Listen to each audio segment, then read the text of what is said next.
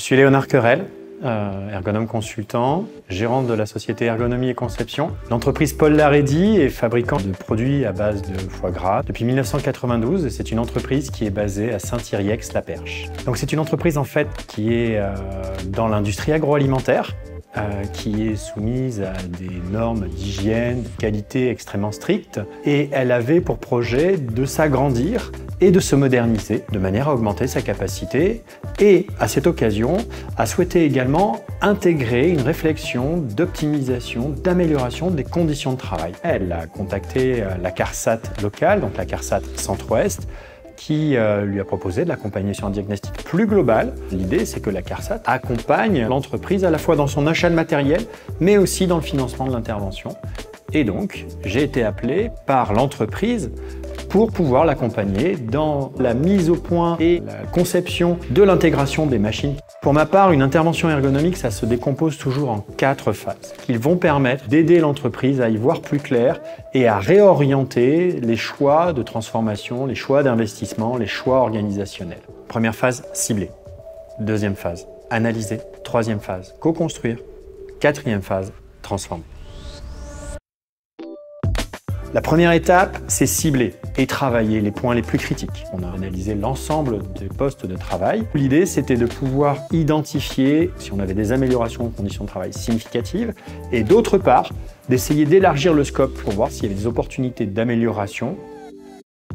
À partir de l'échelle de Borg, qui est un outil complémentaire, il y avait une opération à ranger les intercalaires dans une cage et on voit bien que la cage remplie, le vidage de ces intercalaires à l'intérieur de la cage menait les opérateurs dans des postures extrêmement contraignantes, extrêmement douloureuses. L'entreprise s'est saisie très simplement de cette situation dont elle n'avait pas conscience et elle a mis en place un chariot qui permettait de rendre accessibles les intercalaires. La deuxième phase, c'est l'analyse par des observations, des entretiens, ce qui se passe réellement, concrètement sur le terrain, à la fois dans ce qui est fait, dans ce qui est visible, dans ce qu'on peut filmer, mais aussi ce qui se passe dans les stratégies d'anticipation, dans les stratégies de régulation, qu'elles soient individuelles ou collectives. Il y a du poids, il y a des postures extrêmement contraignantes.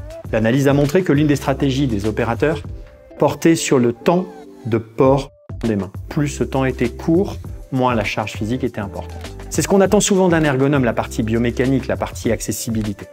Le deuxième point qu'on pourrait relever dans ce cas et qui est extrêmement intéressant concerne l'amont de cette ligne de production. Cette ligne de production fonctionne à partir du moment où elle est approvisionnée avec des pots vides. Si les pots viennent à être en rupture, toute la ligne s'arrête. Toute l'activité qu'elle va déployer s'organise pour maintenir la continuité de la production. L'ergonome tout seul, il ne peut rien faire. C'est la troisième étape de co-construction. Une fois qu'on est tous d'accord sur ce qui va bien et ce qui ne va pas bien, on engage le processus de transformation. Et le travail de l'ergonome, avec l'ensemble des acteurs, c'est de mettre en place des situations de conception qui vont permettre de faire un pronostic, d'envisager comment l'activité va se déployer dans le nouvel environnement avec les nouveaux moyens. Mais c'est avant tout une posture.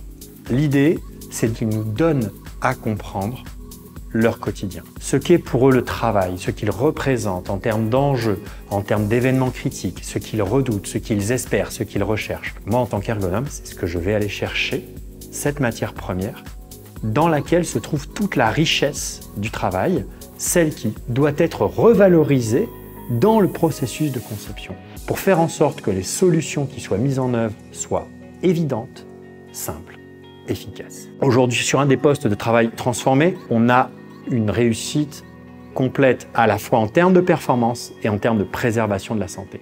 La grande avancée de cette transformation qui a été mise en œuvre, c'est qu'avant les pots étaient portés, aujourd'hui ils sont poussés.